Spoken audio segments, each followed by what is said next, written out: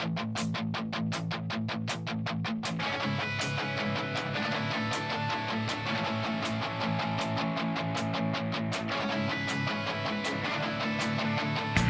wrote a message to my former self, afraid of the future, wasn't really too sure if anything would ever work out. Floating through the ether, waiting for the reaper. Jaded and burnt out, a 3-time college dropout. Not a single direction to meet the expectations of my family to get a degree. They said that's all I need, like a normal person would. They all said that I should.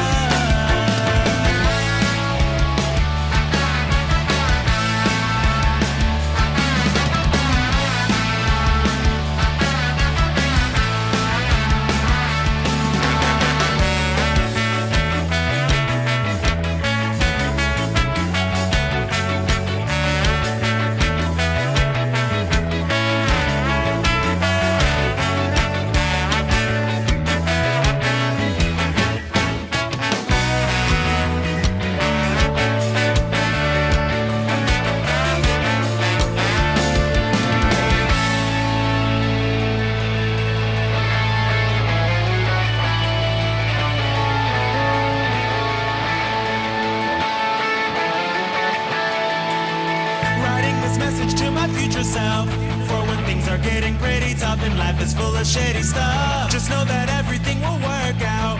Take a look at how far you've come and all of the things you've done. Jaded and burnt out, an official college dropout.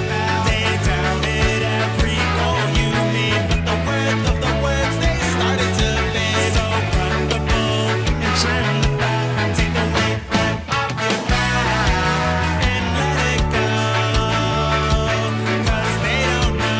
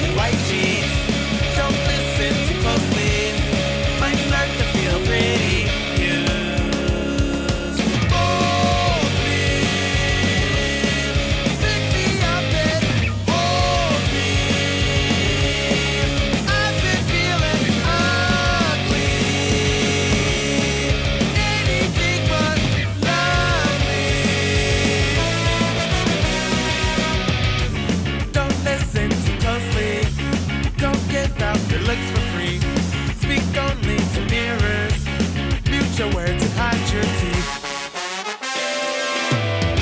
Future words, hide your teeth.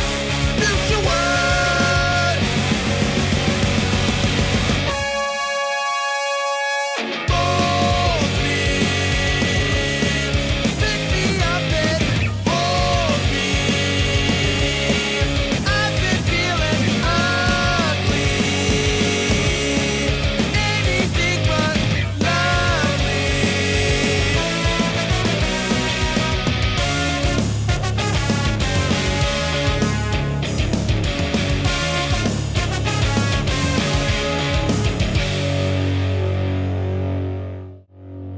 What's up? Howdy, y'all. How are y'all doing today? Let's make sure this audio is at a good level. Had it right around here before I started the stream. Cool. That should be pretty good. Let me know if everything sounds good. As I'm doing this.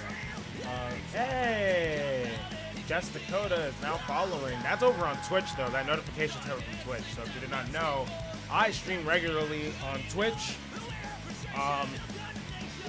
Yeah, regular on Twitch, Wednesdays and Sundays. Wednesdays, which is tomorrow, we work on writing songs live, working on guitar and bass and stuff like that. And Sundays, I just play video games. And I've been streaming here on YouTube as well, but YouTube's not going to be as consistent, you know? YouTube's kind of just whenever. Yeah, so if you're into the live stream thing, go ahead and follow over on Twitch, twitch.tv/Scott2 Network, consistent branding, Scott2 Network on everything. Literally wearing my Scott2 yellow long sleeve right now. Yes, that design's so good. Heck yeah. Ooh, Nick Soros, thanks for the follow over on Twitch as well, if you came from over here.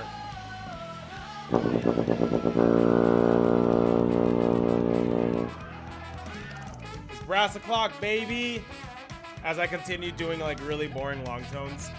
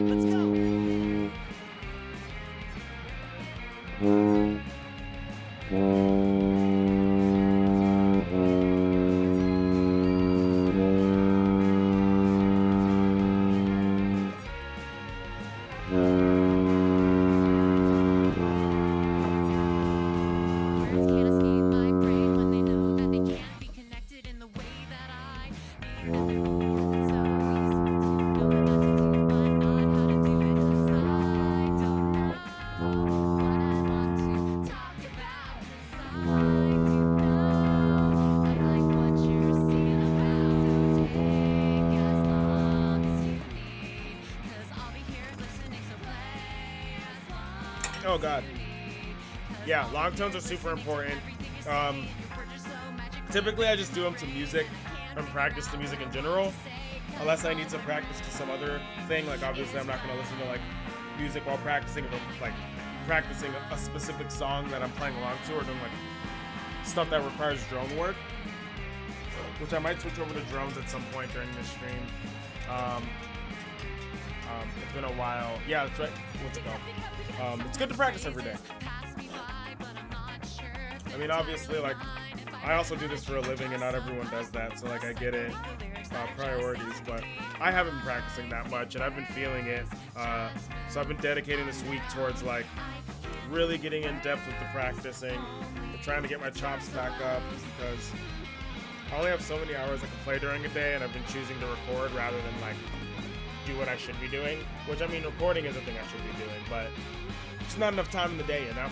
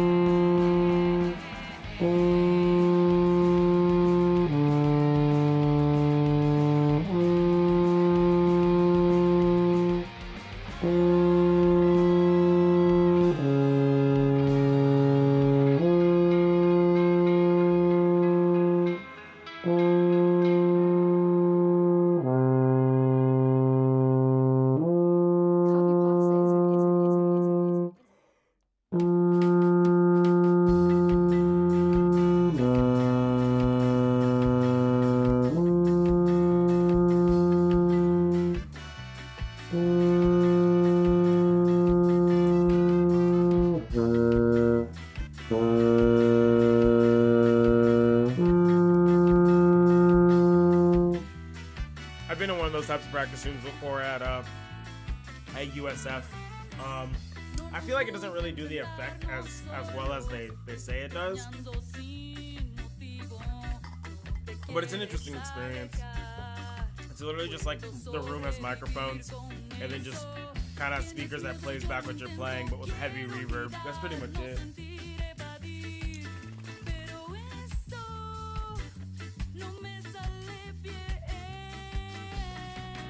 To oil my valves. I do find the patience to do boring stuff when practicing. Well, I like doing it to music, which makes it like less annoying, but also like if you're not practicing the boring things, then you're not going to be really good at the not boring things, and I'd rather practice the boring things to then get better at the things that sound interesting than just play the things that sound interesting, but it actually sounds kind of bad because I'm not doing my fundamentals. Plus, like, practicing is like, if you're practicing and everything you're playing sounds good, you're probably not practicing, you're just playing through stuff that you know. And that's not practice. Like, you're not getting better by playing a song that you already know how to play. You get better by doing things that challenge you. So I like being challenged. I like working on things and getting better. So to me, it's not really as much of a chore as a lot of other people make it out to be. Long tones is definitely like one of the most, but even like if you're focusing on what you're supposed to be focusing on, even long tones to me aren't boring. Like, it's tedious. Tedious is a word for it, but like, you know, there's so much to focus on, to keeping your sound consistent, like really paying attention to like what your like lungs feel like, you know, like how's the air leaving, how is the air leaving your body? How is your tone? How is your intonation? There's so much to think about even with long tones.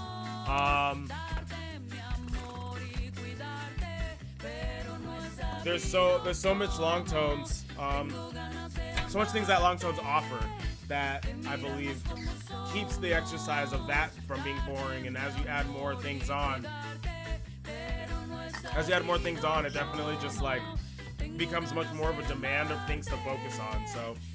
So I hope that answers your question. What word do you use to describe music with the considerable amounts of horn in it? That's a good question. I don't know. I feel like one word won't really describe it all, because, you know, you can have music like salsa that has a lot of horns, or like ska that has a lot of horns, or like classical that has a lot of horns, or like, you know, swing music that has a lot of horns. But all of those genres are incredibly different and vast from each other. I think I focus more on the nuances of what makes those genres what they are and use words to describe that rather than horns themselves being a defining factor, because 99% of the time horns are never the defining factor of what a type of music sounds like, in my opinion. So, oh, my alarm is going off.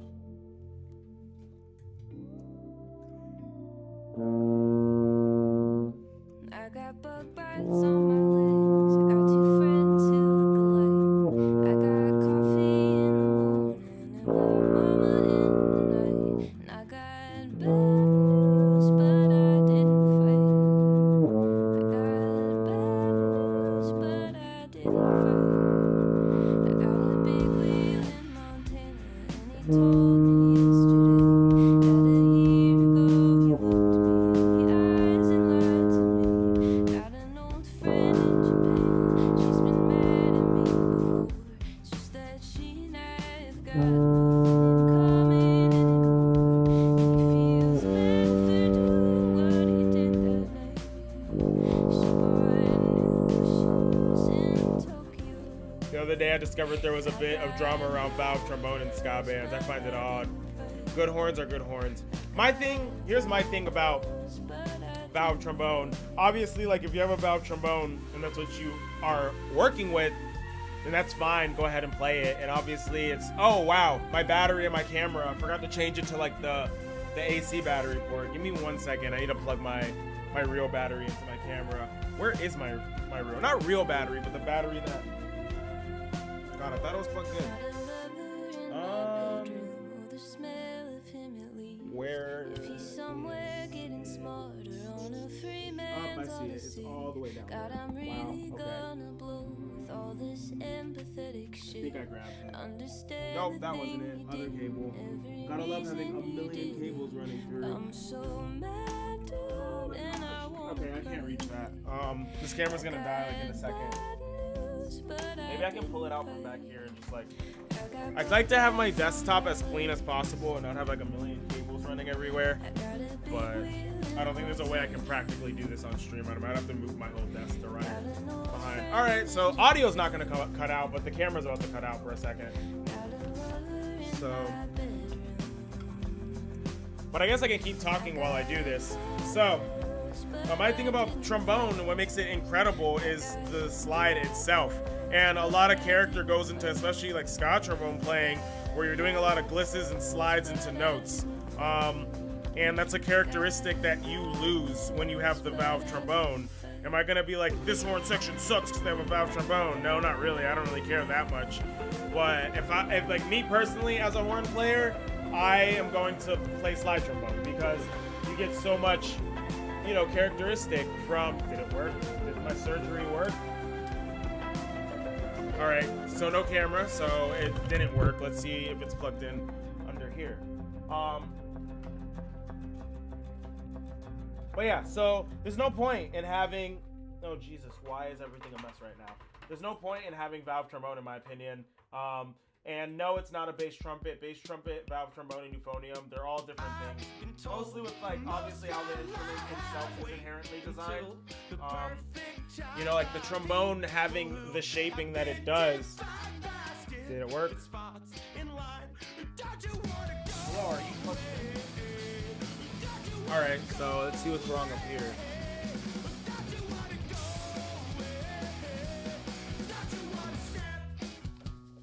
Why is my camera not? Oh my gosh, okay. Okay, now you're on. Alright, let's try. There we go. And all my settings reset. Alright. Yeah, let's turn you up and let's turn. Sorry about that. I guess I had forgotten to fix that before the stream. What was I talking about? Valve trombone? Yeah, so there's a difference between bass trumpet, valve trombone, and like a euphonium. Mostly having to do with tone because of how the instruments are built and stuff like that. So they all have different sounds.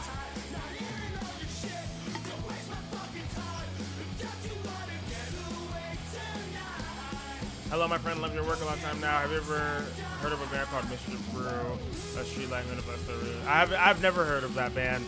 Yeah, I haven't heard of them.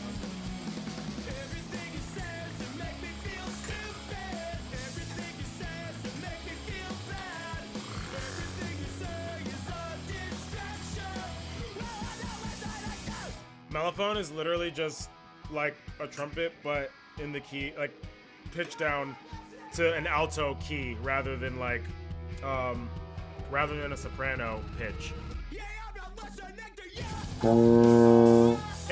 I wouldn't say it's a marching French horn. It covers the range because like French horn is an alto instrument, but it's much closer related to the trumpet than it is the French horn. French horn uses a smaller mouthpiece and has a much different tone than mellophone does. Mellophone is just like the alto bugle. That's what it really is. And trumpet is like a bugle instrument. Anything that has like this shape, oh god, like this type of shape, but you have like the mouthpiece go back here is a bugle instrument, and mellophone is just the alto version of the bugle. Like euphonium's not a bugle, trombone's not a bugle, French horn isn't a bugle. So like, yeah, that's pretty much what it is.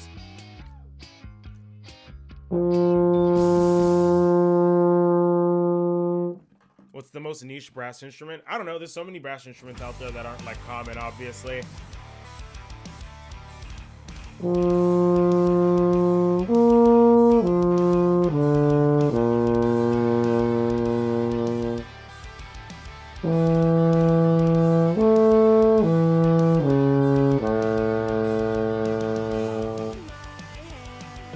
Yeah, that's why it's called like drum and bugle corps, because they use drums and bugles, and like that's why they don't march sousaphones, because a sousaphone's not a bugle, but a contra is.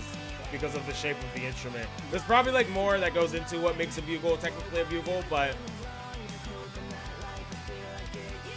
do plastic trombones count as brass instruments? Yeah, the same way that plastic woodwinds count as woodwinds, even though they're not made of wood.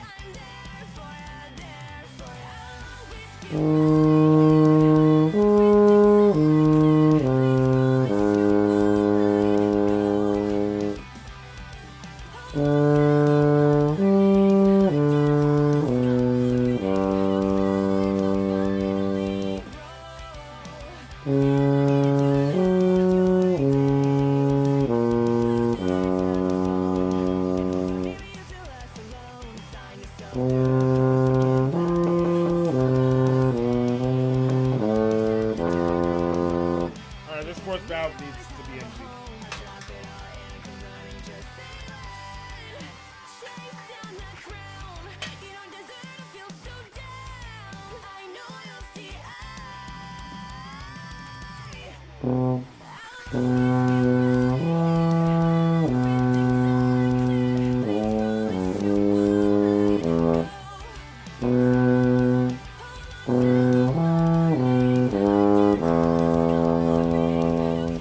Howdy!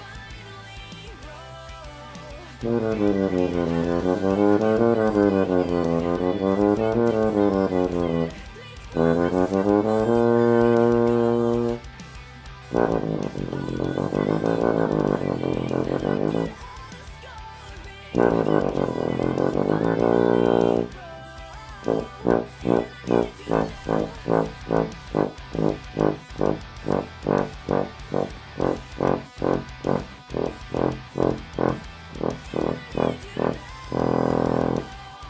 thanks for hanging out. Have fun at your work meeting.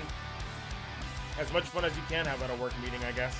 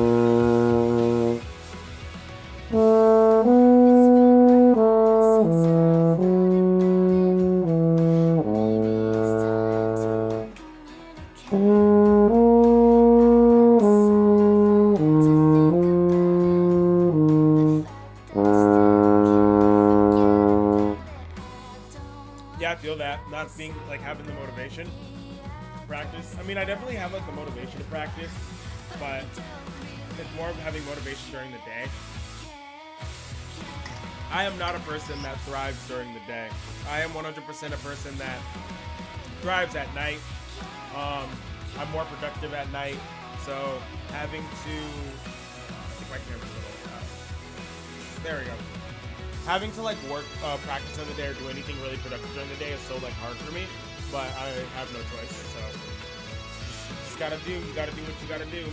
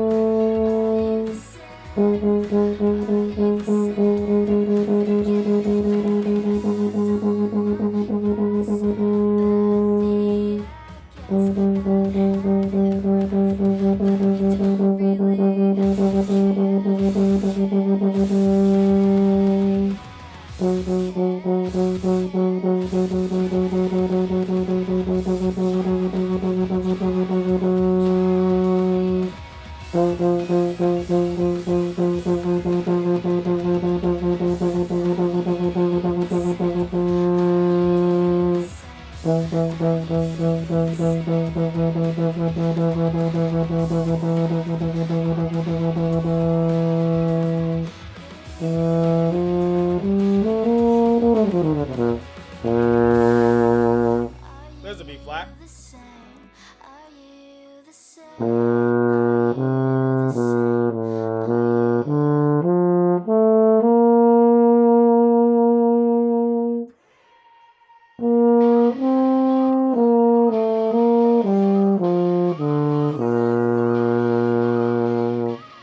I've never changed the pickups on a guitar. The ones that are in my guitar. Well, my guitar was just given to me. Yeah, it was just given to me by a friend. My guitar broke and like I made a post being like, hey, I need a guitar, got on money. He didn't want to have one I can borrow, so my friend gave me that one. And it already had P90s in it, which is really dope. And my bass, I just like the pickups in the bass. And like, I'm also lazy, and I don't want to change pickups. That's another part of it. But I just haven't had the need to. Just pretend to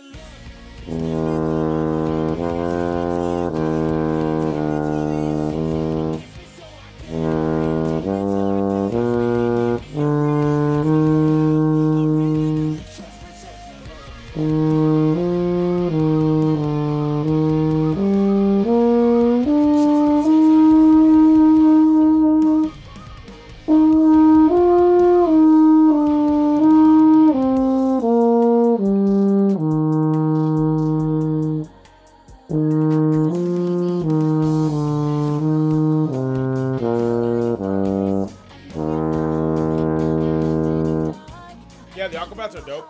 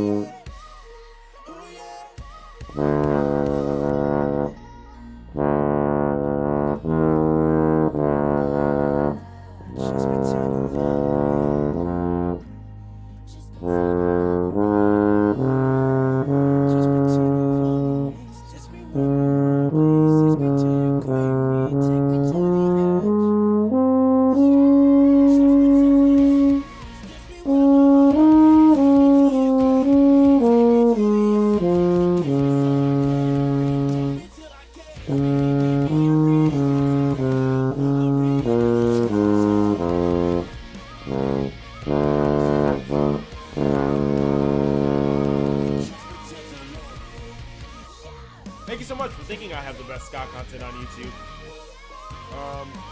What instrument is that? It's a euphonium that I'm playing. I do not know how to play the Batman theme. But even if I did, I have a very strict, like, I do my warm-ups and only my warm-ups, like, thing pedagogy. It's just, like, something I believe in. Not straying away from, like, warm-ups and going through the whole process and once my face feels really good. I also, like, have to play brass from, like, 5, sometimes 10 hours in a day. And how you warm up definitely, how you warm up definitely is a huge part of like how, like, your endurance. People, if you're a brass player and you pick up your horn and you're just like already like playing really loud and really high, that's probably why you chop out really quickly. Or you might struggle with like intonation issues or things like that. Like, doing a proper warm up is important. It's like being a runner. If you're someone who runs and you try to run a marathon without doing a warm up, you're gonna hurt yourself, you know? If you're someone who's a runner, but you take like 2-3 weeks off from running, and then you try to run a marathon as if you didn't, you're gonna hurt yourself. So proper warm-ups are very, very important and integral to being successful at playing brass. Are you planning on continuing the punk rock music theory? Yes, I am. I was actually way more busy when the pandemic had started, and my old computer was giving me issues from like literally April through like till I got this new computer in December. Like, internet was disconnecting and reconnecting, rendering videos took forever. It took like forever to make that episode of the Punk Rock Music Theory. Like, I think I spent a week and a half, maybe 2 weeks on it.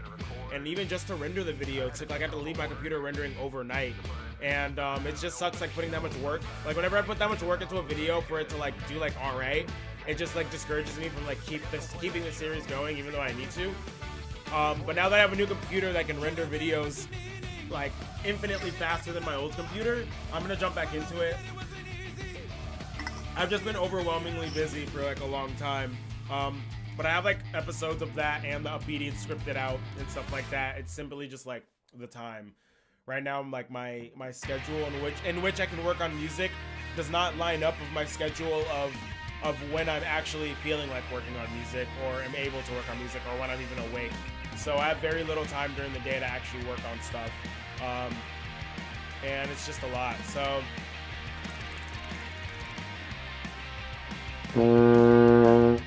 what's the last key I did?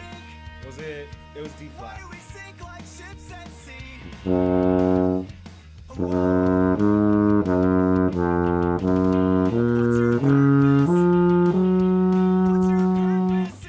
That's so dope. Thank you for showing my videos to the youth.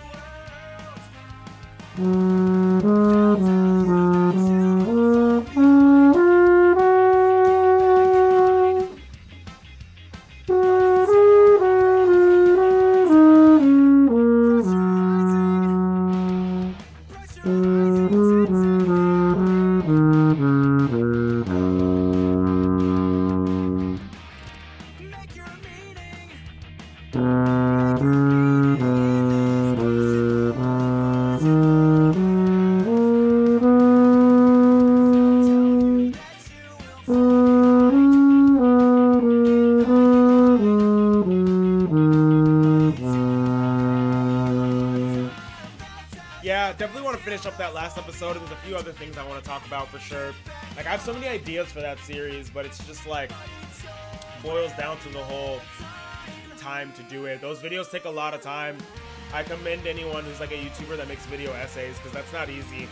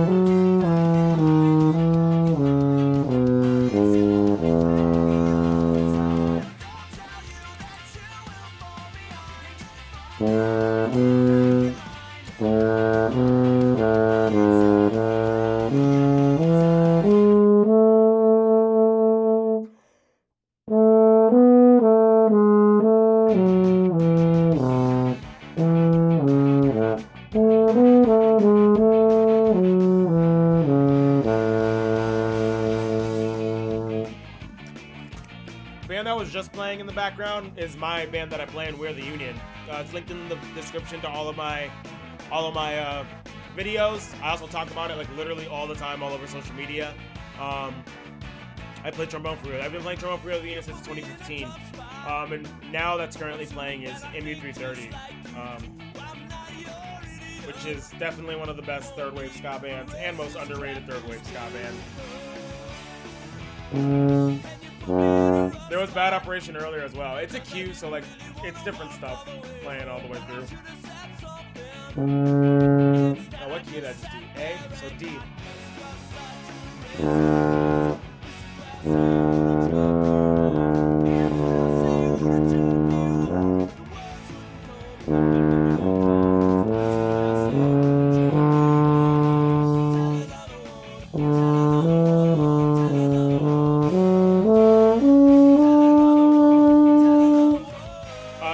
It's one of our later singles, like a single we put out recently. We put out in September, but since then we put out a single almost every month. We didn't put one out in January, but that was Your Way, Your Time. Then we put out Pre-Expatriate in September as well. We put both. I think we put this one out Your Way, Your Time out in August, And then September was Free Expatriate.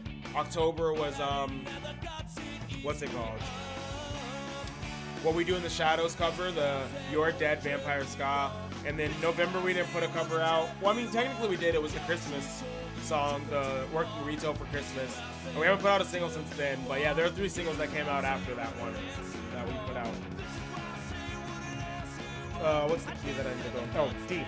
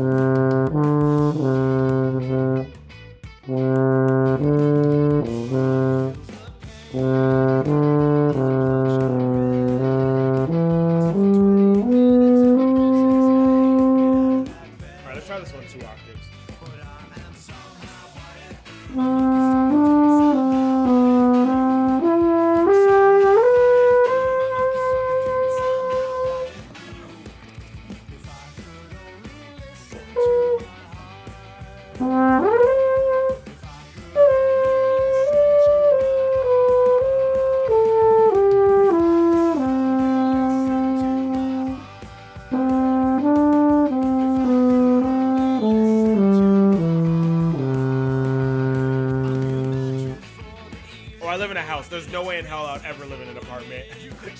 Especially doing what I do. Practicing, I feel like wouldn't be that much of an issue in an apartment. But recording the amount of music, like I literally spend like about 80 hours a week doing Ska2 Network. The amount of recording and mixing time, that would drive literally like, yeah, that just cannot be done in an apartment.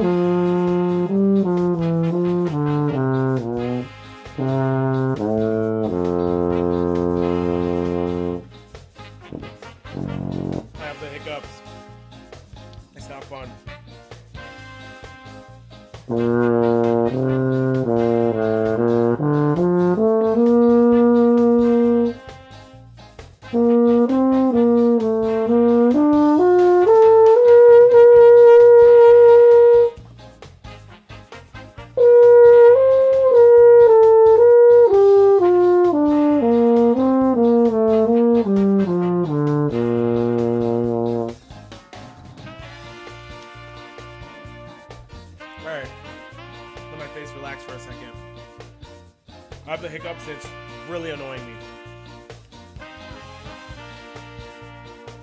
So I'm gonna hold my breath.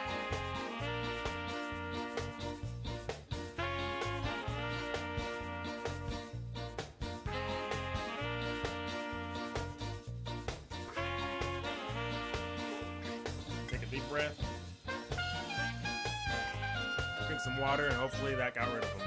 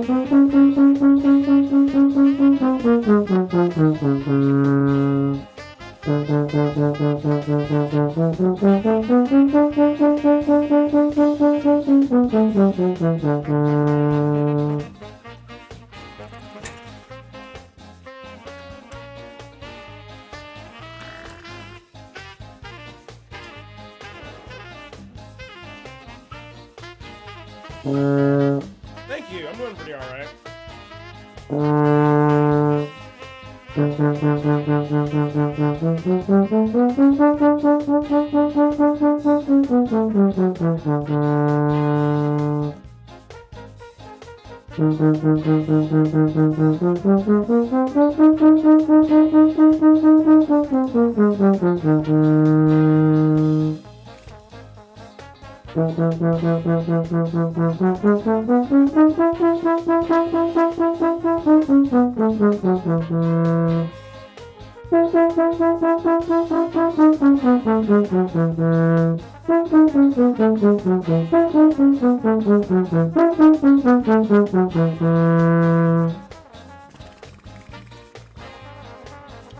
Sup peeps, howdy howdy.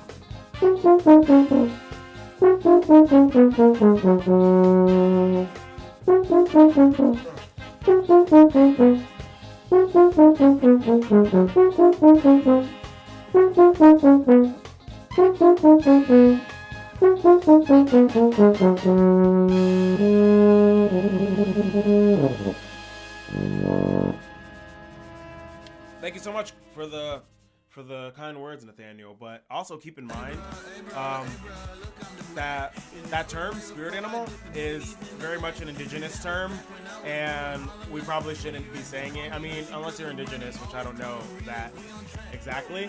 But you know, like it is kind of like spirit. The whole thing behind spirit animals is very like kind of like sacred to indigenous people, and we shouldn't be saying it, especially in like a casual context of like, you know, like this person is my spirit animal. You know, just like a little thing, food for thought to be mindful about. I'm gonna adjust this border a little bit.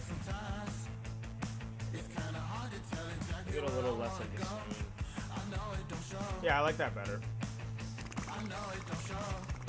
I didn't know. And like, no worries, obviously. Like, it's not something that is taught, you know? Someone told me that once a few years ago. And I try to,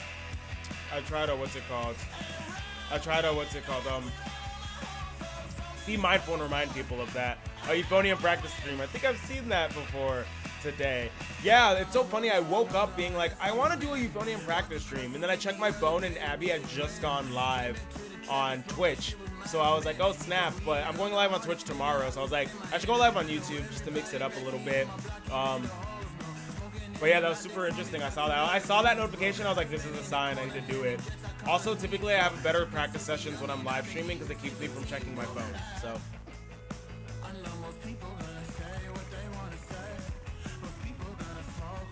Scott's Network is the spirit person as we see as we pass on. I mean, I'm not gonna say if that's better necessarily. I would just try to avoid using any terminology that is like that in general. I will follow your Twitch. Thank you so much. It's twitch.tv/Scott's Network. The SpongeBob Victory song was one of my favorite covers. Heck yeah. I feel like that one deserved to do better, but I mean, people enjoy it, so that's what's up.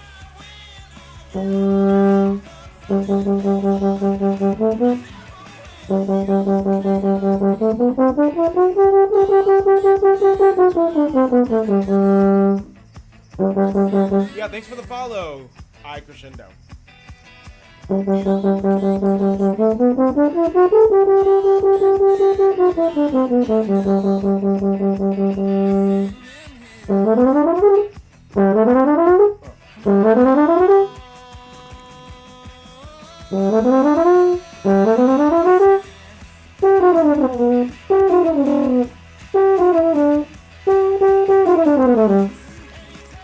you have any quick advice for writing quiet parts and bridges for fun songs that are distinct from the stuff around it?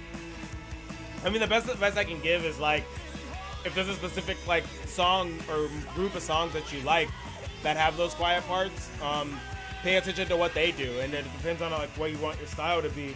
Like some bands would do like, you know, like instead of strumming full chords, obviously they'll like maybe palm mute.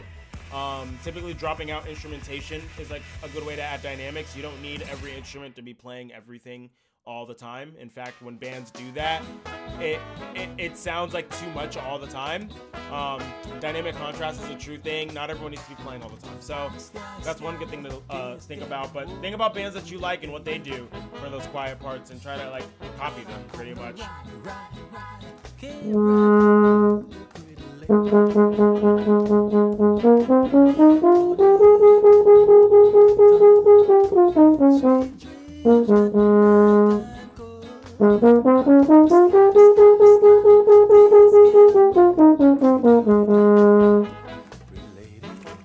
mean, in terms of the chords themselves, I mean, I don't think like a different type of chord's gonna necessarily remedy that.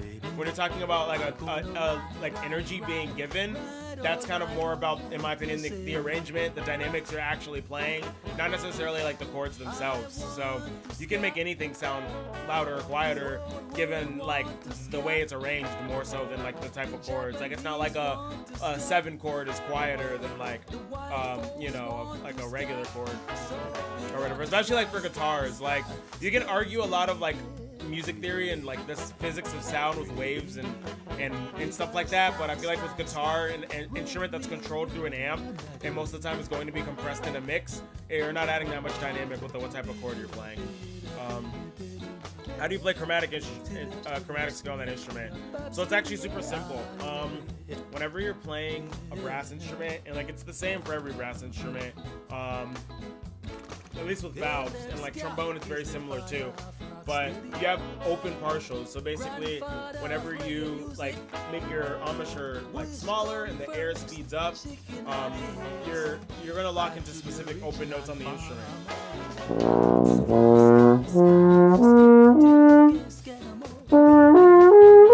And so forth and so forth. Those open notes are similar regardless of instrument you're on. From there, these valves make the tubing of the instrument longer, which makes the pitch lower. For instance, the second valve being pressed down will always make each partial you're on lower by half a step.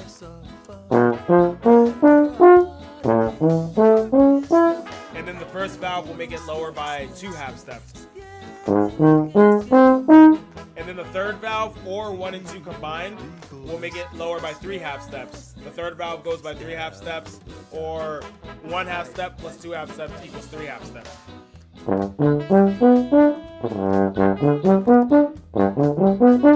And then 2 and 3 will make it go down by 4 half steps. And then 1 and 3, or the fourth valve over here. Some euphoniums, good euphoniums, have the fourth valve down here. That's 5 half steps, and then 6 half steps would be 1, 2, and 3. And so basically what you're doing when you're playing your chromatic scale is you're just going in that same pattern until you get to the next partial.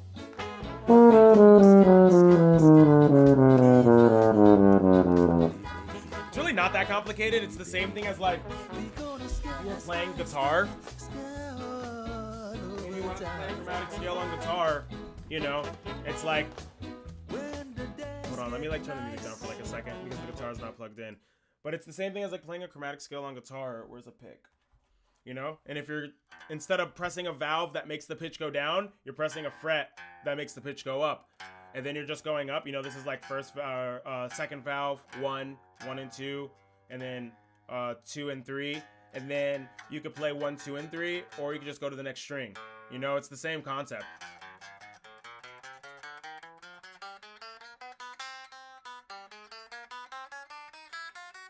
It's the same concept of just going up to the, as soon as you get to that open note, whether it's like an open string or an open partial on the instrument, you just go to that next partial or play on that next string, and then you continue the process of like altering how long the horn is or altering how short the string is, because when the string or any instrument is smaller or shorter, the pitch gets higher. That's why if I press this down, the length of the string goes from being the length of the guitar or fretboard to being just this long, which makes the pitch higher. So, you know, it's the same concept with the horn instrument, you know? You're just constantly elongating the instrument until you get to the next open partial, and then you just repeat the process. But it's always gonna be in that same order.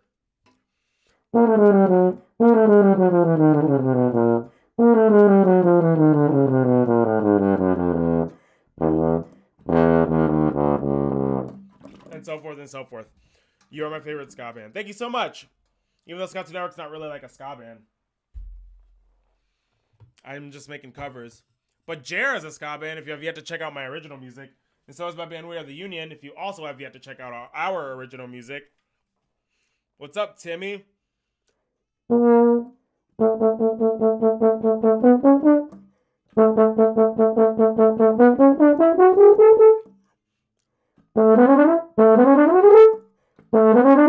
Yeah, I forgot to restart the music or turn it back up. That is louder than it was before.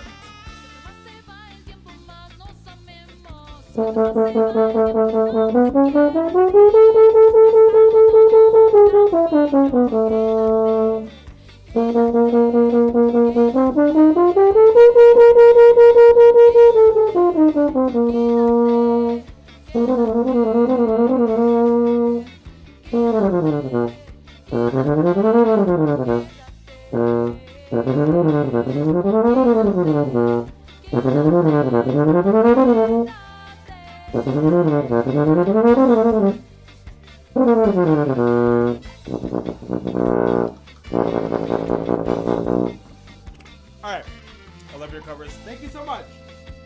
I need water, and I also need to use the bathroom, so I'm just gonna put a be right back screen up and go fill up my water and go use the bathroom, and then come back and continue once I get back. So I will answer your question, what bands got you in a God. When I get back, sorry.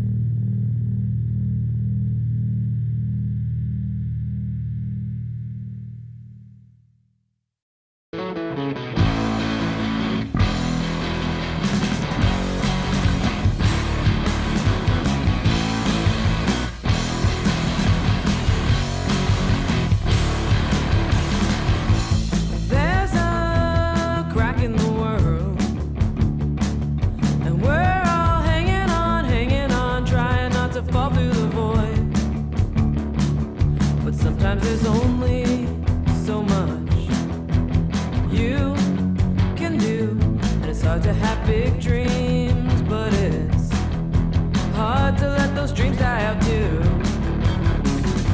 Remember when you were a kid, and you thought by now you figure out most everything. It's all as confusing as ever. And every day had something new, and some of those things are bad enough they almost crush you. Sorry, music was turned up. I found out about ska via the Digimon movie soundtrack when I was like in middle school. Less Than Jake and the Mighty Mighty Boss Tones. Less Than Jake and the Mighty Mighty Boss Tones were on that soundtrack. And yeah, that's how I found out about it. I got into ska like throughout like middle and high school that way, but like I wasn't like in love with the genre the way I am now until like I found We Are the Union. I found them when I was in high school through one of my friends. Because I was also like super into pop punk, and I had friends that loved like pop punk of like the early 2010s. Sounds like you know, like the Wonder Years and The Story So Far and all that stuff. And We Are the Union used to tour with all of those bands like back in the day, and then they stopped giving a shit about ska bands the minute they took off. But yeah, so that's how I found out about We Are the Union, and like that was the band that made me like really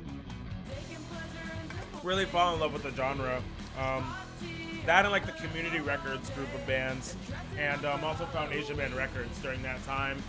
And I actually never played any of the Tony Hawk games.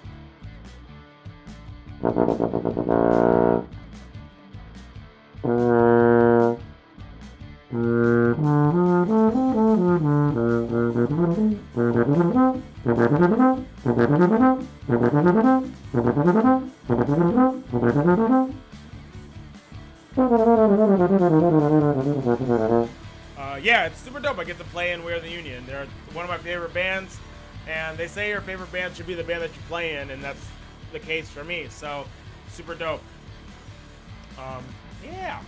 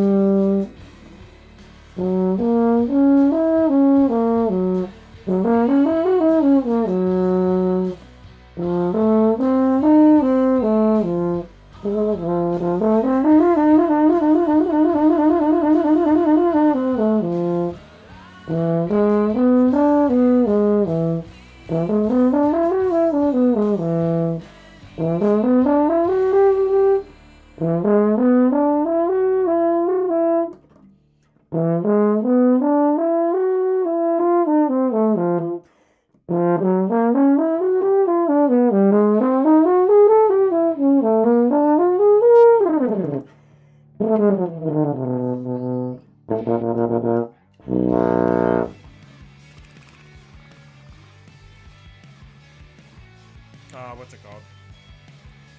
Street Skater. Yeah, I definitely know a lot of people got into ska through like skating games. I just never played skating games growing up, but they definitely had dope. I feel like video games in general, like if anyone played video games, that definitely had an influence on their like musical taste. Because I have a lot of friends that play like jazz, and they got into jazz through video game music, which like I grew up on jazz. It's like what my parents listened to, but definitely a huge part of it was like video game soundtracks have like just really good music. Everyone remembers their first ska band, Love. My buddy just handed me a CD in high school which was Catch 22's Keys Be Nights. Heck yeah. Guitar reason is straight up the reason I learned guitar. I don't know why I had to approve that comment, but yeah. I had friends that played guitar here. I look back at it and I'm like, yeah, everyone I knew's music taste during that time was shaped through that game. I used to play baritone horn in middle school. Still have it locked away somewhere. Gotta pull it out. I don't know what you'd use it for or what you'd play it in, but you gotta pull it out.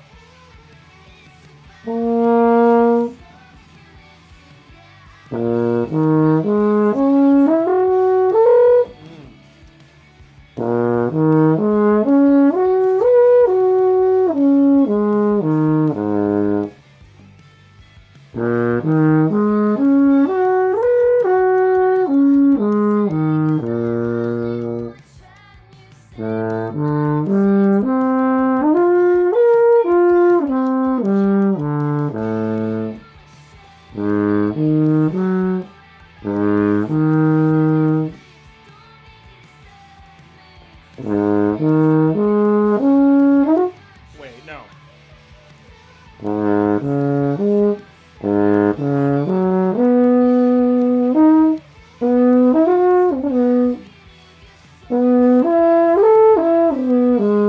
Okay.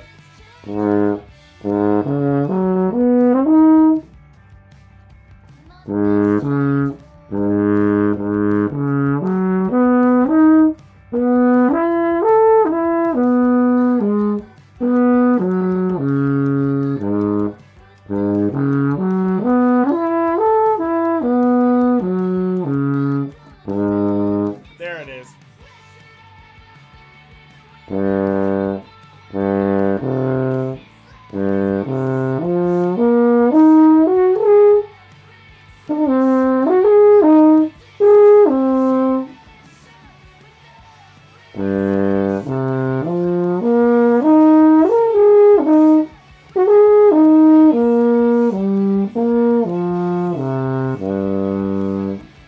Nobody gives love to the baritone horn. Everyone knows the tuba and trumpet, but no love to the... I mean, you're absolutely right.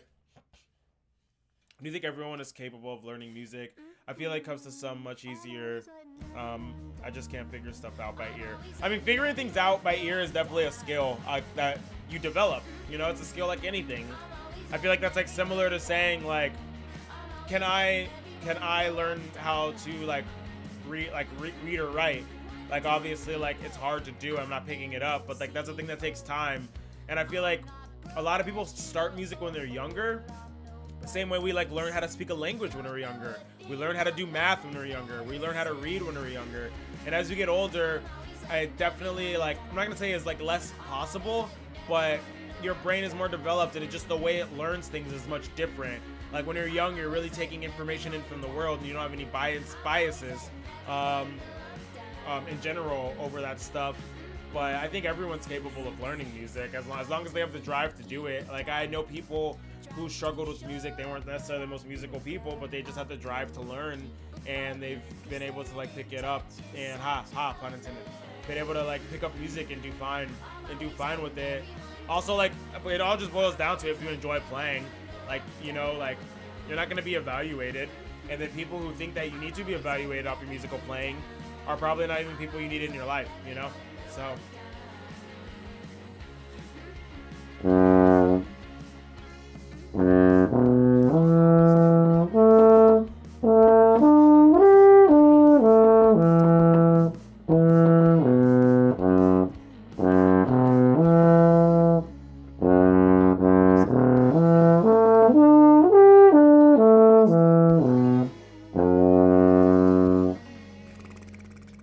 I really like playing bass or trombone. Bass is so much fun to play, just to sit back and set the groove. And trombone, also like trombone's one of my best instruments, so I also really like playing that. It's probably like feeding into a lot of that. Like why? I just saw your TikTok about recommending Really From, and it's exactly what I've been looking for. The early 2000s emo I grew up on, so good things from. Yeah, Really From's dope. I mean, like there's a lot of bands doing that like emo sound, but there's not really anybody else who's doing like the mix between jazz and like emo and indie the way that Really From is doing it. And I've heard their new record, and it's so good. They definitely play way more into the jazz side of it. but they definitely also have like really like super Midwest emo vibes to it. I love it so much. I can't wait for the world to hear it, and I'm glad that people like that video popped off, and like every band I talked about in that video is like working on music right now, and is super dope. Like Woolbright's about to start putting out more music, and Bad Operation just dropped a record. So I'm glad that that video popped off and people are like following these bands right now, listening to their stuff. If you had to choose one brass instrument for a good doot in a ska song, which would it be? Trombone, without a doubt. I feel like sax can work, but definitely not trumpet. Anyone who wants only trumpet is chaotic. No. I think trombone is like the backbone to like any horn section. I believe that's like where like the power and tone comes from. All my favorite ska bands too, like ska band horn sections, are normally like trombone and sax, or if it is like a full horn section with trumpet too, the trumpet player does not lead the section. Like the Bruce Lee band, Mike Park Projects, trombone sax. The Mighty Mighty Boss Tones, trombone sax. Skank and Pickle, trombone sax. Like ASOB, Bomb the Music Industry, trombone, sometimes also sax. Like We're the Union, trombone only. Bad Operation, trombone. You know, like I don't think there's like a horn section that I truly am like, this is an incredible horn section. I love them so much. Personally, for like what I like, that has like a trumpet, or it has a trumpet leading that sound. And the only ones that do qualify for that for me are Tokyo Ska Paradise Orchestra and the Scatolites, which is like, they're just a whole different breed of horn section. So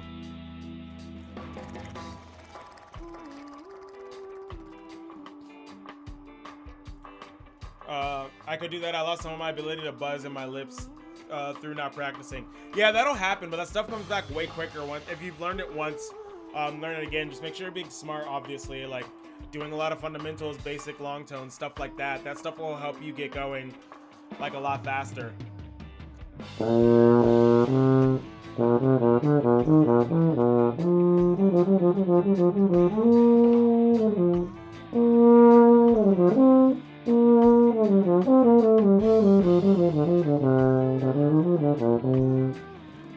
I'm not even aware of like what NoFX horns sound like in like their ska songs, because I never got into that band, and Fat Mike saying things every time he opens his mouth just makes me not care about that band even more and more and more. So I like have literally like I've heard maybe like 3 songs by them.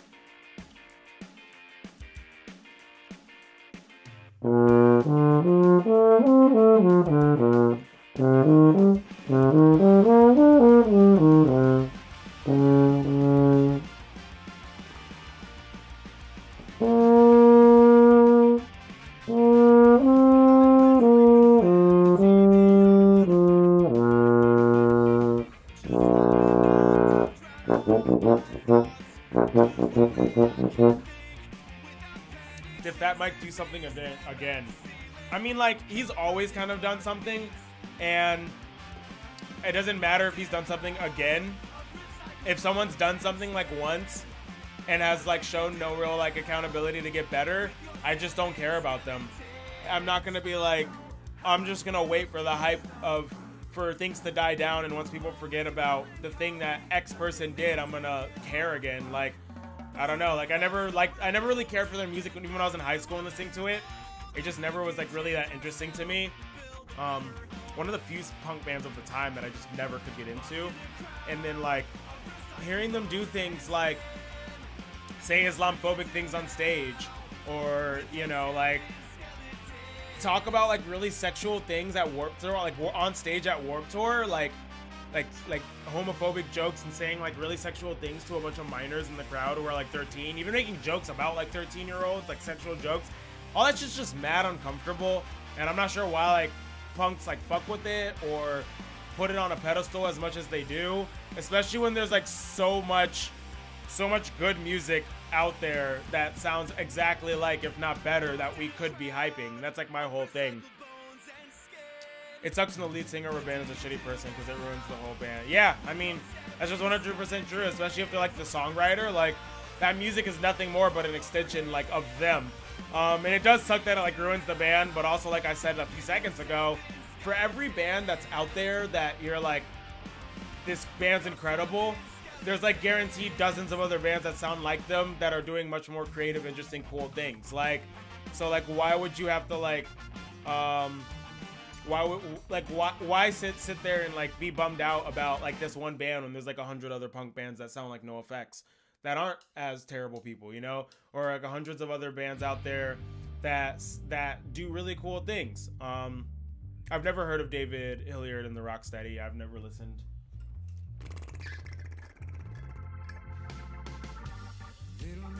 I only really knew of Linoleum because of Streetlight. Yeah, same. I definitely only heard of Linoleum because of Streetlight. That's when I checked out NoFX, and even though like I'd heard the name before, and like I could not really, even like their version of Linoleum, I'm like, why do this when the Streetlight version exists? Like, it's so much better. Although there actually, the way I found out about NoFX was not that. The way I found out about both bands is, well, not both bands, but both the Streetlight version of that song and the regular version was there was a local band from South Florida who would cover Linoleum, and they would start it out with the Streetlight version, and halfway through the song they would switch to the NoFX version, and I think the vibe change was so good and such a good live experience, especially like if you were expecting one version or another, it would always trip you up. And I was like, damn, that's the true superior version. Dang, I forgot what band. I think they're Enrique's Revenge, maybe, or maybe the Scandals, ska band from South Florida. Neither of those bands really have music up, so if you were there, you were there. Fat Mike can be a shithead sometimes, but he's good overall. I don't really believe in the, like, you can kind of be a shithead type thing. At the end of the day, Fat Mike, like, let's go to Google real quick. Fat Mike net worth. His net worth is $5 million.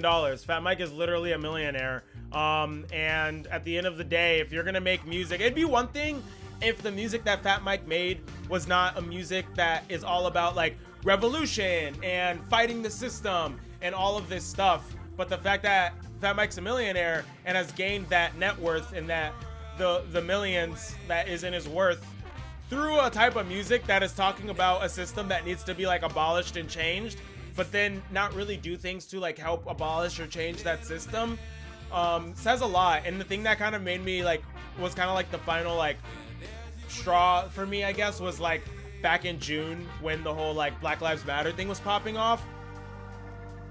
This is kind of what made me realize like just everything was like the whole Black Lives Matter thing was popping off, and like social media was like very hectic and going on, and Kill Lincoln had hit me up like, hey, we're supposed to be dropping a single this Friday. I think it was like a Monday or Tuesday. It was like early in the week, or maybe it was Thursday, the day before, and they were like, but we feel like with the whole political climate right now, it'd be kind of selfish for us, a band who's like fronted by a white person, and even though they have like two people of color, they're like a predominantly white band. They're like, I think it's kind of fucked up for us to drop a single during this time and promote our music when like, you know, like there's a whole movement like this happening. Should we push it back? And I was like, I mean, yeah, thanks for asking me, but like, yeah, I think that's a good idea. Like, push it back maybe like 2 or 3 weeks, you know, like 2020, the topics change in every few weeks. Like, we'll see what's going on. They ended up pushing it back about a month.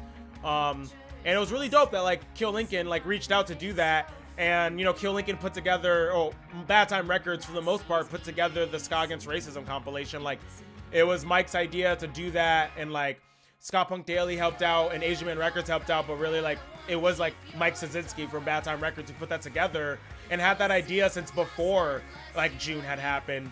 But June, the events of June is what pushed that to come into fruition, and like donated that to so many great organizations, and like, you know, is like constantly pushing a culture of setting up the infrastructure we need to help combat the systems in play. And the fact that such a small label that doesn't have that much money at all is doing all of this work. Meanwhile, during the height of June, Fat Mike was trying to promote new NoFX music or new original Fat Mike music or whatever.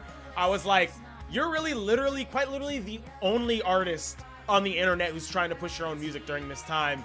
And to me, that just shows that like he's out of touch and he just doesn't care, and he has capitalized off of this music and off of this scene, like just completely capitalized off of it. And to me, it's just kind of really fucked up, especially like being a person of color in punk, like seeing how whitewashed punk has become at least in the mainstream, because there's like plenty of black folk and plenty of people of color who make punk music, but the amount of like everyone who's given these incredible platforms are typically like white men who are really ignorant to what's happening around them and pushing their own stuff and it's, to me, that was just the whole thing where it's just like, I really don't give a fuck about like this at all anymore.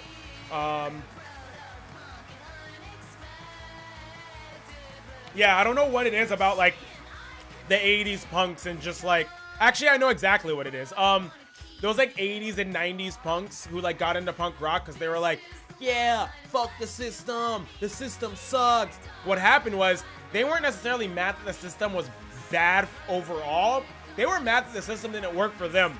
Their parents grew up in a time of economic prosperity. They grew up in a time that was following the 1970s recession, and mixed that with the growing amount of consumerism and inflation that was happening with the dollar amount. It started to become harder to do things like get a home, even though it's laughable thinking that getting a home in the 80s was hard. But like compared to their parents, like pre-recession in the 70s, you could like get, without a college degree, you could work for General Motors and you could support your family by yourself. And that was like the first generation, that older, like the Gen X was like the first generation to start to feel the effects of late stage capitalism, making it harder for them to succeed at life. And they thought they were the problem when the problem was the system at play. But they were mad that the system wasn't working for them. But the minute the system started working for them, the minute they started gaining their net worth through the punk music that they were creating, the minute they realized they weren't struggling, they cashed out. Everything they preached wasn't coming from a place of love for the people who are being exploited by the system. It was coming from a place of envy because they watched their peers be successful and they weren't successful. And the minute that they gained money, the fake values that were never there to begin with truly started to show that they were never there. And that's why so many of these older punks literally just sold out, whatever you want to call it. I don't consider it selling out because I think it's fine to live in a capitalist, like we're living in a capitalist society. We have to make money some way or another to support ourselves, to have food security and stuff like that. But if you're gonna have a net worth in the millions and you aren't doing anything to like, you know, like remedy that, redistribute the wealth, or put that money into creating infrastructure that helps lift up the marginalized groups that you appropriated the goddamn music from, then you're a fucking capitalist. And I pretty much do not give a shit about how many leftist songs that you made about these topics. I pretty much do not really give a shit about what charity things you ran, because like charity is that's a whole nother topic of how charity is bullshit. It shouldn't be up to the people to help uplift poverty when the system is allowing poverty to happen, while the system also allows billionaires to profit off of our exploitation and suffering. Like that's straight up it. So like that's why you see so many older punks like get wrapped up into the fucking becoming capitalist type thing, and that's why you don't see as many younger punks doing that. Even like fucking like what's it called, like newer like pop punk bands that formed in the last 10 years or so that like blew up, like, you know, like the Story So Far, the Wonder Years. Granted, the Story So Far came from a hella place of privilege, but I feel like they definitely don't, at least like, you know, like Title Fight is a great example. In the month of June, Title Fight, a band that had not been active for so long, came out of nowhere, just dropped a Title Fight Defund the Police shirt and said that they're raising the money for the NAACP Legal Defense Fund or something like that, which is like, to me, that's like, they know they have a platform. They understand that it's their responsibility as a band of white dudes to use their platform and their privilege to help raise money to fight this fucking issue. And that's like dope. That's punk as fuck. But like what these fucking millionaire punks are doing, literally like profiting off of this scene, but then not giving back in that way, and then doing little charitable things to like give the facade that they really give a shit when they could be doing so much more. You're not getting a fucking gold star for doing less than the bare minimum. In rant.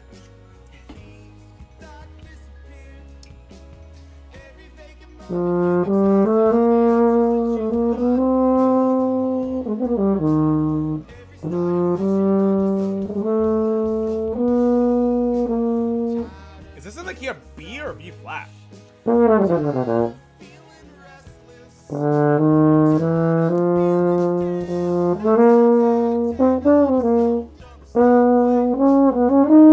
it's definitely in B. It's in B, not B flat.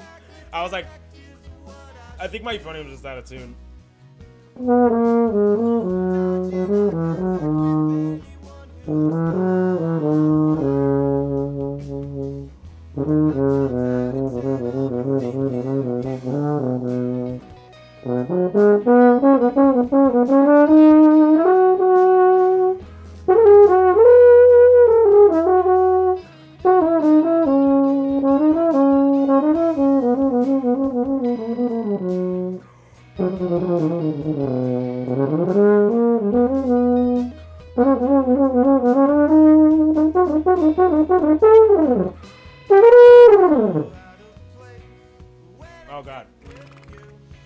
done like practicing / warming up, so I'm probably gonna end this stream soon. I have other things I need to do today. Thank you for all the preaching, the claps, and stuff like that. I appreciate your efforts you make to educate. I mean, yeah, I feel like obviously like I hate that I feel like this, but you know, like especially in the worlds of like punk and ska, nobody else is making the effort to do it, and like not many people have a platform in those worlds in general. So like I feel like it's like quite literally like my responsibility. It's also something that I believe in, and like straight up need to like. There's already so much going against the right side of things, you know, in this country. Like any South Asians I should check out in punk. I'm Indian, and I was wondering why the only. You should check out the band Pink Shift. Their singer is Indian, and their drummer is black, and they're super super dope. They have like a super dope sound. Actually, I'm just gonna go ahead and link. I have a playlist that's black, brown, and DIY bands of color, and everyone in this playlist, all of the bands are fronted by a black or brown like person of color, you know, and most of the bands I tried to keep it as predominantly like black and brown as possible. Obviously, like there's white folk in these bands, but I feel like there's so much punk and stuff that has that is always like underappreciated. So I'm going to go ahead and link that in the chat. But there's also another... Where is Google Chrome? Another playlist that was made today. Oh my god, where is Google Chrome? I'm struggling so hard right now. Here we are. Let's go ahead to slide on over to Twitter. The band Pink Shift made a dope playlist as well. The singer of Pink Shift made a dope playlist. And... included my music on it as well. It's a Black History Month playlist of basically a bunch of bands that are predominantly black or fronted by black folk that are underrated. So I'm probably going to add a lot of bands from this playlist over to my playlist. But until then, I'm going to link it in the chat as well. So there you go. 2 dope playlists that feature like punk bands and punk adjacent and related bands that are black and brown. Super, super dope.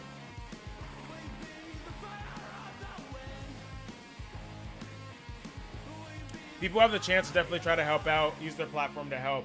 Yeah, it's super easy, but I feel like what happens is there's a lot of people who have like huge followings, and especially like in these worlds, like there's a lot of snowflakes in the punk scene who, when you bring up the fact that their political stance is hurting marginalized groups, they get really upset. Like I deal with it all the time, you know, like, and I feel like a lot of bands and artists, they make the choice. To them, it's more important to preserve the quantity of their following rather than improving the quality of their following, you know, like I feel like a lot of people, but I mean, I literally get this message at least once a week of someone who says that like, because of me like sharing information and talking about these things, they've come to realize that their political stance was hurting people, and obviously causing like the people they were supporting, the politicians they were supporting, was hurting, like, you know, causing a lot of harm to like marginalized groups.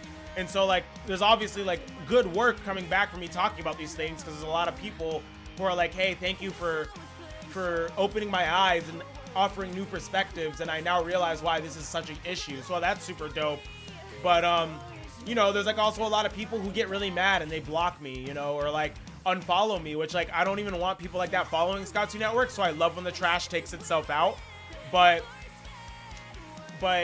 it's still like it causes a stunt. On top of that, like the algorithm will bury you if you get too political, and people will report your stuff out of spite because they don't like the fact that I'm calling out how they're what's it called. I already have one of my playlists linked in my Spotify. If you really want to find stuff, you can just go through the Spotify page to all my other playlists. I don't have that one specifically, but I'm also trying to keep like the description as clean as possible, and there's already so much in there in general. But what was I gonna say? I forgot what I was talking about. Oh yeah, these punks and these people who have the clout, they think it's more important to preserve the amount of people following them. They're more afraid about losing followers over doing the right thing, or they just don't even care about doing the right thing. They simply do not care.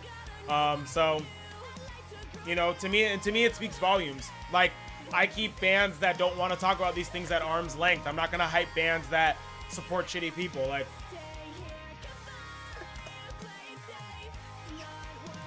Trump supporters will be like, "You're gonna lose us," and he's like, "Good, fuck Donald Trump and all who stand with him." Yeah, I mean, absolutely.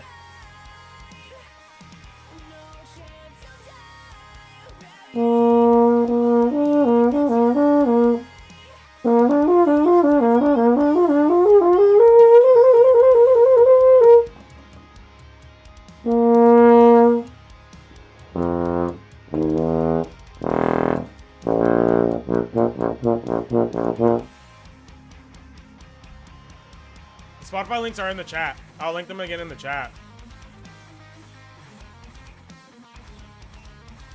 Oh god, okay.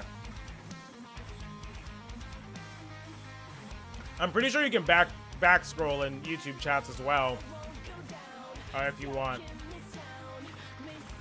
Or you can also just search like Black Brown DIY Bands of Color playlist, or you can just go onto the Scott 2 Network Spotify page. They're also linked down. There's lots of ways to find this. Like, I feel like a big problem that has been created because of the fucking capitalist hell we are in right now, and late stage capitalism, is like this instant gratification thing, where things like Amazon throw what you want in your face and throw things that you need in your face. And like, as a content creator and an artist, it's becoming really like hard for us, because we make it so accessible to find all of this information, like our music, where you can listen to us, like these playlists, everything like that. And people still want us to, like, you know, hand deliver them a link to every single release we do. And it's like, we simply do not have the resources or time or energy or money to like do that. Like, if we really want to support artists, like don't wait for them to link their stuff. Just like go search it on Spotify, go search it on Google. Like, it'll really help us out a lot. Like, it takes a lot of energy for like I just straight up have stopped responding to these DMs, and I have like about 100 unchecked DMs because it's getting ridiculous. It's like every day people are like, "Hey, I really want to check out new ska bands. Like, where should I start?" Like, just check the links that I link literally every day. Like, please. Like, I make those playlists. I make those playlists for a reason. Go check them out. Like, I can't, oh jeez.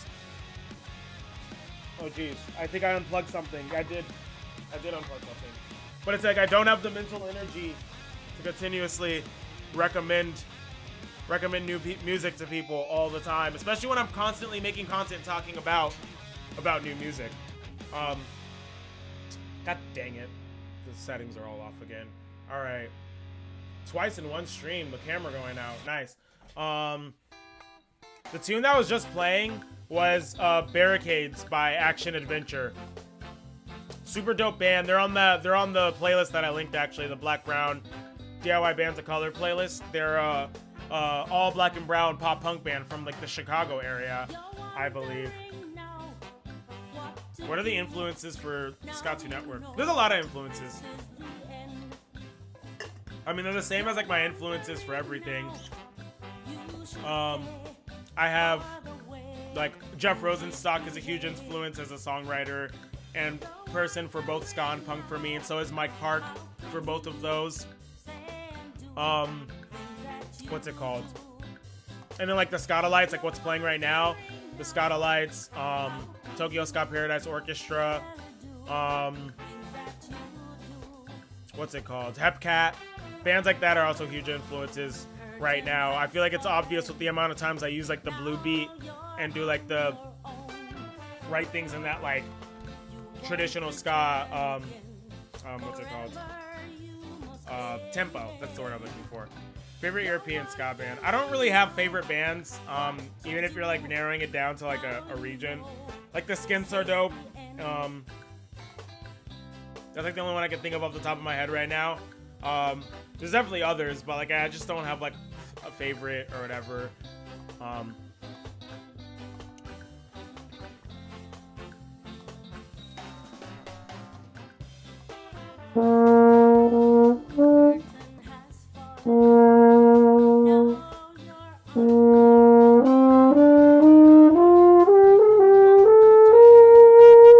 I'm gonna do some range extension stuff, just because my range is feeling pretty good today, and I want to like keep getting that up.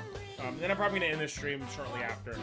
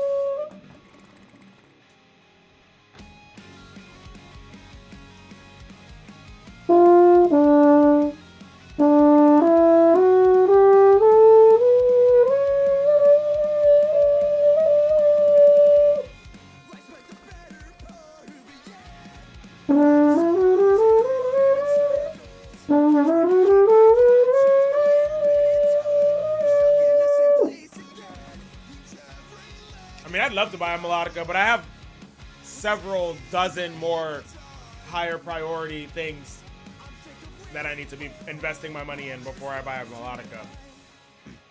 But it'd be dope.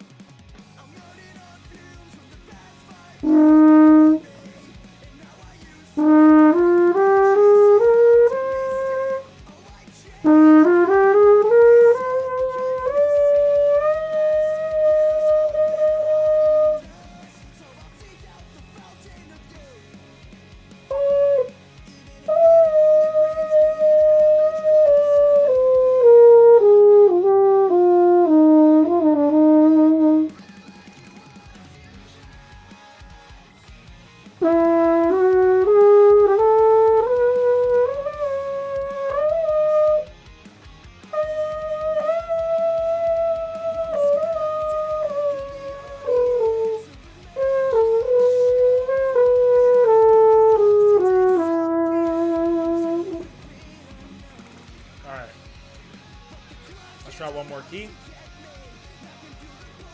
Hey Jay, what's up? Howdy, howdy.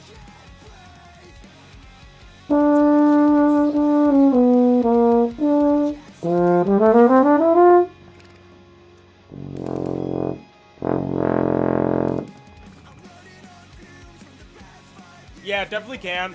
But that range is not practical, really. This is I'm doing this more to like build more control in the practical part of the high range. But yeah, it's like you're not gonna use any of that for anything. Love your channel, keep it up. Thank you, Richie. The logo, Scott, dude, so sick. Thank you. That logo has done me good.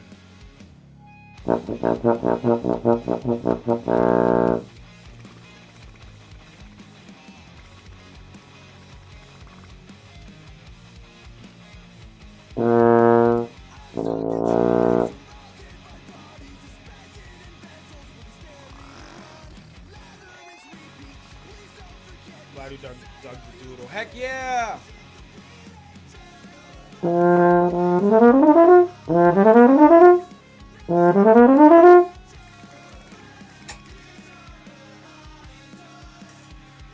Ever hear a 3 feet short? Nope, I have not. Oh my god, where are you coming from?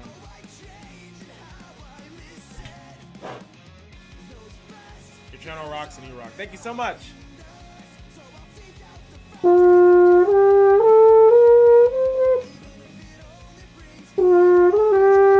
Oh jeez.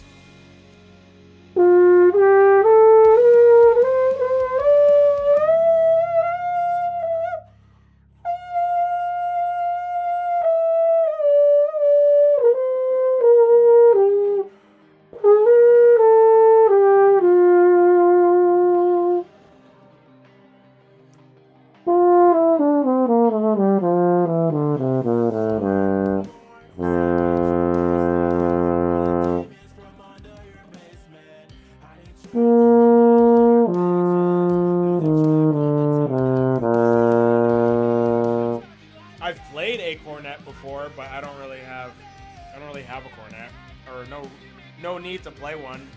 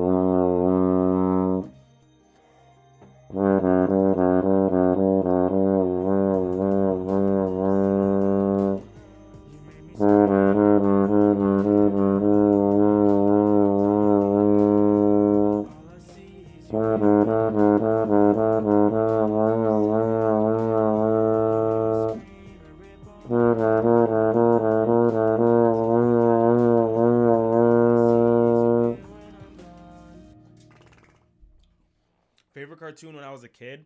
I really loved Danny Phantom when I was in middle school. I was like really into the fandom, all over DeviantArt and stuff like that. It was my jam. Sometimes for hours, sometimes in passing. Saw you from the bottom of the staircase, stood out for hours as you complain about how you haven't seen your friends yet. That you're too drunk to stand and you. I can't think of another. I'm trying to think of another cartoon that I really liked when I was younger. Bullshit, you fucking miss me. I was definitely like a Cartoon Network person though. I really loved Kids Next Door. I loved Ed, Edd and Eddy. Courage Cowardly Dog was another one that I really loved. Is euphonium your main brass? It used to be. Trombone is my main one that I focus on, but I started on trumpet, and I'm really good with valves. And like, there's so many similarities between trombone and euphonium, where like, kind of yes, but it's not the one I focus on. Favorite Scotttoon cover you've done so far? Probably either Spider Dance from Undertale, simply because that whole thing was just thunder and lightning like on that, or the Hopes and Dreams cover I did, because it has like that emo rocksteady vibe.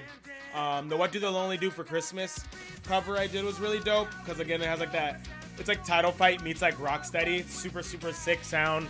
I really love the one Summer's Day from Spirited Away. I think that's like the best cover I've done and one of the most underrated for sure. I'm not sure why that one didn't do super well. I mean, I think it's just because a lot of people who listen to ska like want stuff to be super fast, and I hate like when ska is super fast all the time. And that song is definitely like a rock steady ska jazz track, but it's so tight. What else is there? The Reasons cover from Earth, Wind, and Fire. I feel like that's another like kind of slept on one. I mean, that one's doing pretty good considering. I didn't expect it to do as well as it did. But yeah, again, it's like a rock steady, and then Candace sang on it and gave so much soul in her singing. So good. What's that under the GameCube? It's a Kemper profiler. So it's basically a fancy device that uses science and logic and physics and math to replicate to the T what a guitar amp that's being mic'd up in a studio sounds like. You can get one with the power amp. I don't have the power amp one because I'm never going to be playing live guitar like that. And I have this. This is like an actual bass amp. So if I ever need to play live, it's most likely going to be bass. And this Aguilar has incredible tone. So yeah, the Kemper is definitely a move. It's been a great move, especially for recording too.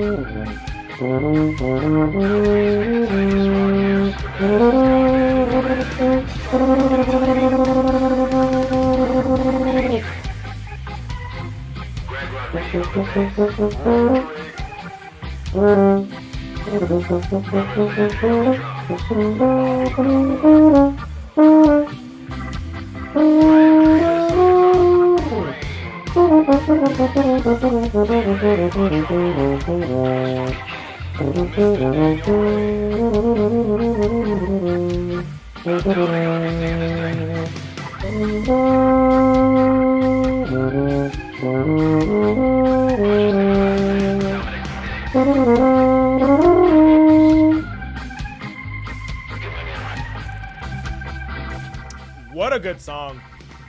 If anybody's still sleeping on Bad Operation, what are you doing? Studio Ghibli are copyright strike monsters. Though unfortunately. Yeah, but like unless you're like uploading the full movie onto like streaming or like onto YouTube or any property like that, especially when it comes to like music specifically, copyright kind of doesn't really matter that much. Like the worst is like you can't monetize your stuff. There's not really much music out there that just doesn't allow you to use it at all in your videos, at least on YouTube. YouTube works out licensing things where like if there's like copyrighted music in your stuff, they just send the copyright revenue, they monetize it and send the copyright revenue to the original copyright holder. So it's pretty safe doing any music stuff. It doesn't really affect your channel in any way.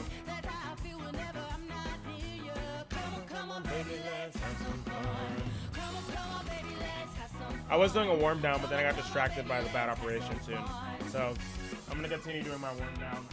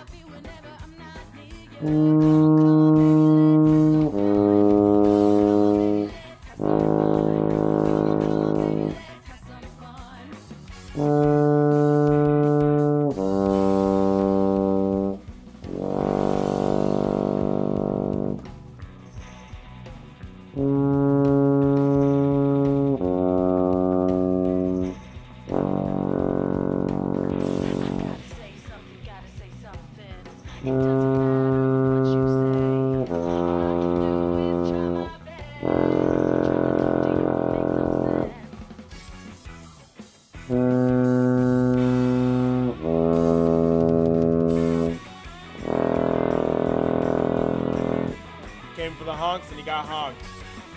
Howdy. Kiwi. Is that how it's pronounced? Kiwi.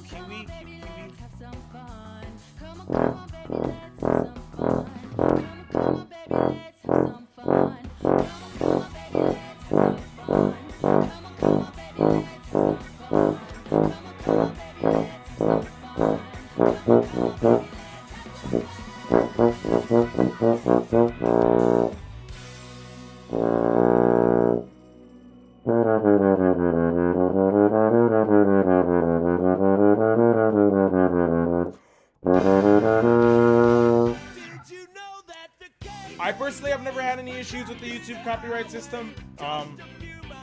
You know, like if a cover goes up, it gets typically flagged or whatever, but like it doesn't do anything to my channel. You know, they just split the revenue.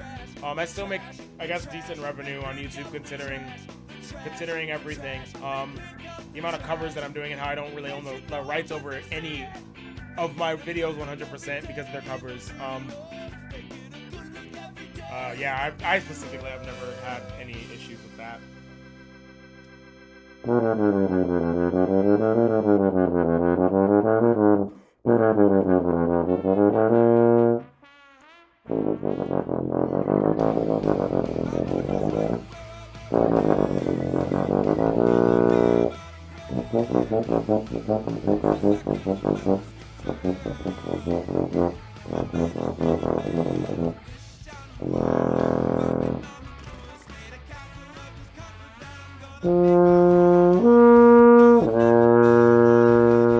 Alright.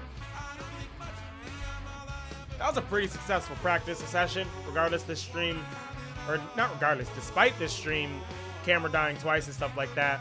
I'm gonna go ahead and end the stream now though. Thanks so much for everyone who's been watching and hanging out. Want to mention it once before I go. If you did not know, I stream on Twitch. Twitch is every Tuesday.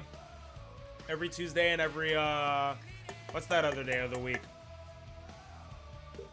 Not every Tuesday, excuse me. Every Wednesday and every Sunday. I stream on Twitch every Wednesday and every Sunday at 6 p.m. Eastern Standard Time. Wednesdays, I work on covers live.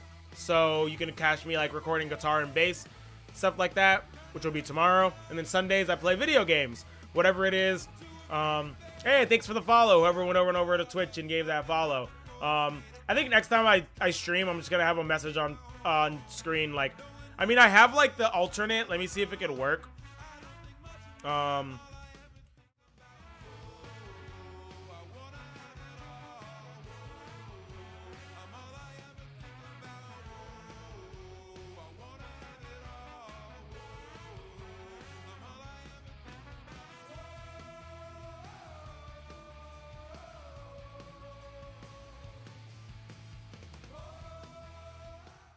Yeah, it's not set up there, but basically that's what the stream looks like up on there. I keep forgetting OBS does that whenever you switch between them, and I just don't have the time to set it up on that other scene. But yeah, that's typically the setup that I have on screen whenever I do my streams on Twitch and stuff like that.